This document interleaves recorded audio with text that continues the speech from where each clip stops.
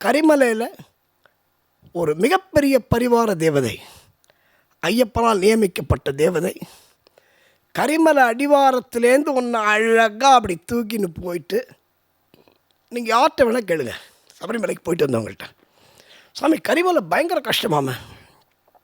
ஆமாம், கஷ்டம்தான். எப்படி சாமி போயிட்டு வந்தீங்க, நீங்கள் எப்படி ஏறுனீங்க? உடனே அவர் சொல்லுவார், எனக்கு அது வரைக்கும் கொஞ்சம் கஷ்டமாக இருந்ததுப்பா.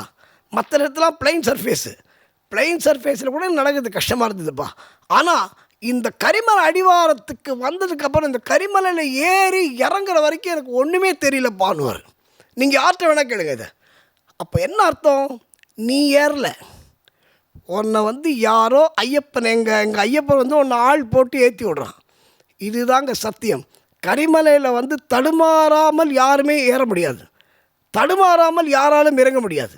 நீ திருப்பி குழந்தையாக 60 வயசு மனிதராக இருந்தாலும் நம்ம குழந்தையாக மாறுறது கரிமலையில் தான்.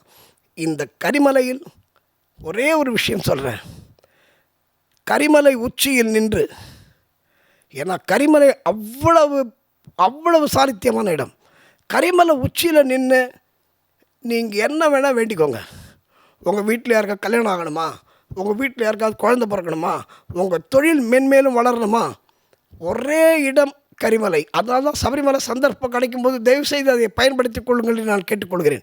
கரிமலை உச்சியில் நின்று எங்கள் ஐயப்பனை பிரார்த்தனை பண்ணி, எனக்கு இது பண்ணிக்கூட ஐயப்பா அப்படின்னா, நீ சபரிமலைக்கு போயிட்டு வரத்துக்குள்ள நீ என்ன பிரார்த்தனை பண்ணியோ அதை சத்தியமாக ஐயப்பன் நிறைவேற்றி கொடுப்பார் என்பது சத்தியம்.